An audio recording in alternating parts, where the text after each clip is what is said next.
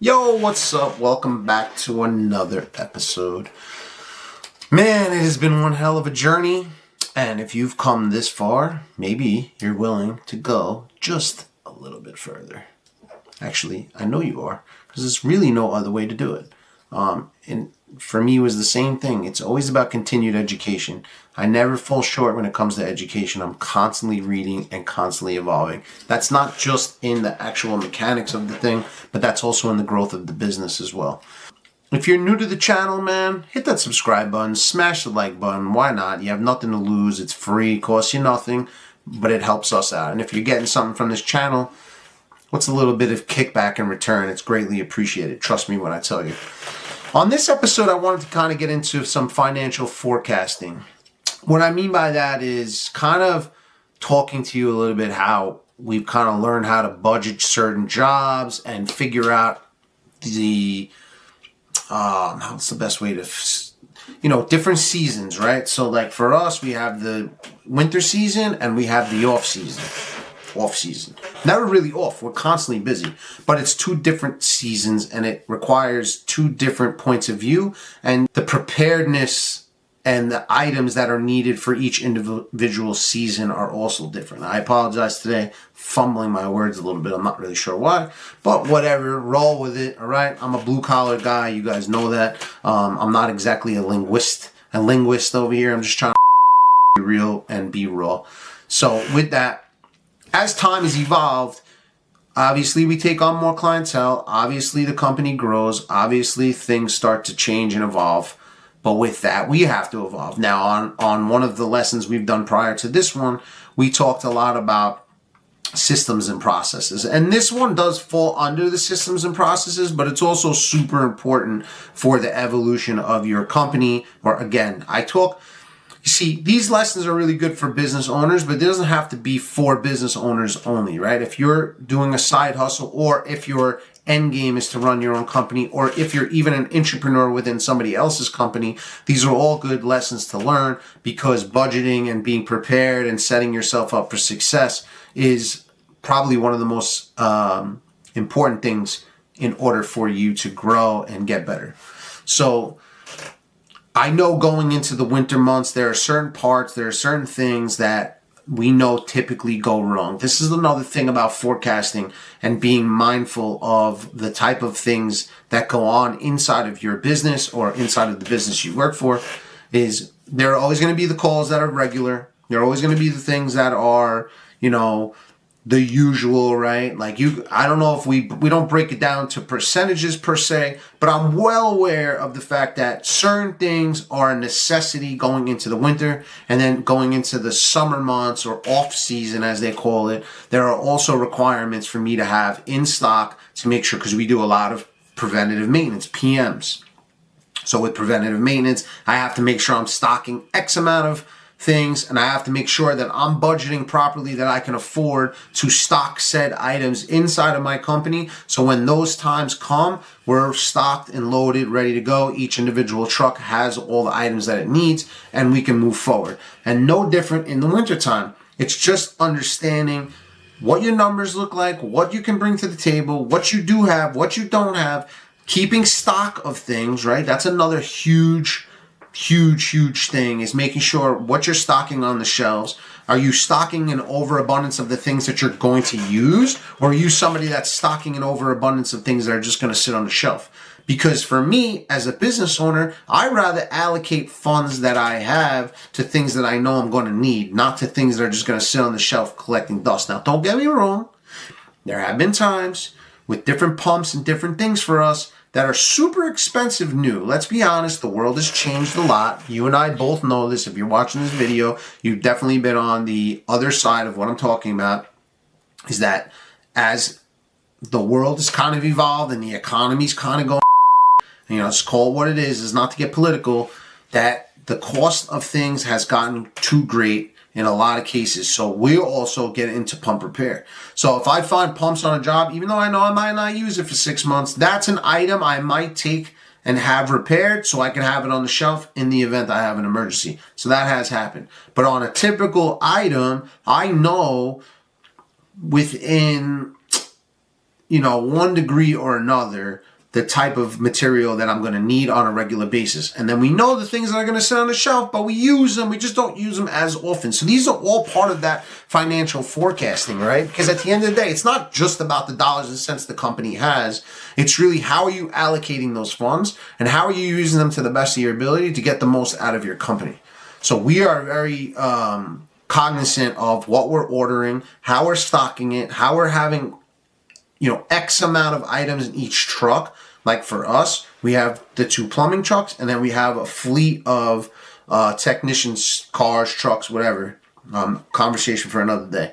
But inside of each one of those vehicles, we have to have a certain amount of each individual thing. And how many are we buying? How many are we stocking? Now, at the same time as I want guys stocking the trucks, when we do bigger jobs, we're purchasing the material that the job needs. I'm not relying on what's in the truck to do it. We're going ahead of time. We're either sending out one of our plumbers or myself or, a jobber is going to go out, take a look at it. We're going to say, okay, we need X, A through Z item. We will purchase and make sure we have those items on the job, because nothing is worse than being on the job and not having what you need. And then if we need something that goes above what the list says, we can go to the truck and use it. And then we're just replacing minimal stock into the truck.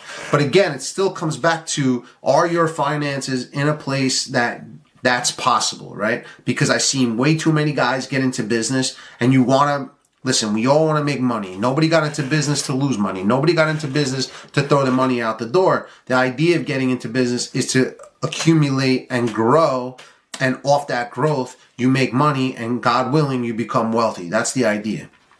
But inside of that, what ends up happening is guys don't budget properly. You want to take home profits, you want to profit off your business. I understand that, but you start to overindulge or take too much out of the company, and now not only can you not cover your expenses or cover your guys or cover the thing, material is like, you're holding on for dear life to each individual thing. And we've gotten really good at making sure, okay, going into each season, we are allocating funds for items that are needed on the job, because that's what's ultimately going to make us money, right? So it's a kind of a tumble down effect. It's like, it starts at, this is my nut, this is what I got, this is what I need, okay, allocate that to this, and this, trickle it down to the trucks, make sure everybody's stocked the way they need to. Now I go into the season, I can sleep at night, my guys sleep at night, and I know when they get to the job, within reason, they have what they need. Listen, this is a plumbing and heating business that I'm talking about.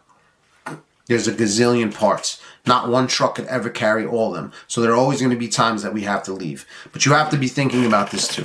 And it's the way I see it. And for us, we're in New York City. So if I send guys to a job and they don't have the proper equipment, or they don't have stock of certain items in the truck, and now they have to run to the supply house. Now, any of you guys watching this that understand New York City, that could be a 3-hour ordeal.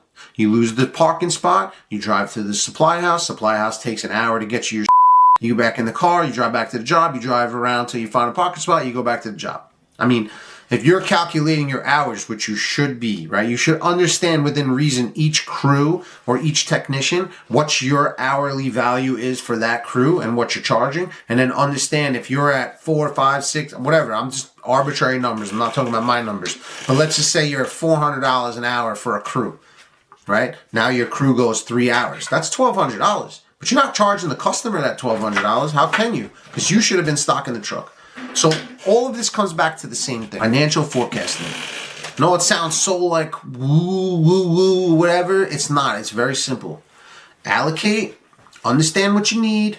Write down a list. Because this is a recurring list. The only thing that changes is quantity, right? So if I take on another client and now I'm servicing an extra 100 buildings, let's say, well, I know that I have to multiply whatever I'm using times whatever I need for those 100 buildings.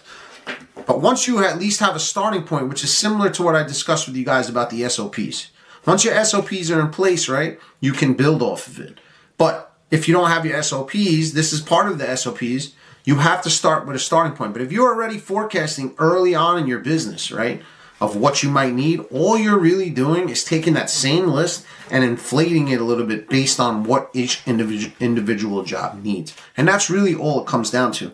And just to say one other thing, when you guys come here, whether you've, paid for coaching or not, I speak in a way that is very surface level. I train in a way that's surface level because you can't imagine how many times people overlook the most simple things. It isn't always about this back end and using technology. Yeah, technology is a great thing. Don't get me wrong.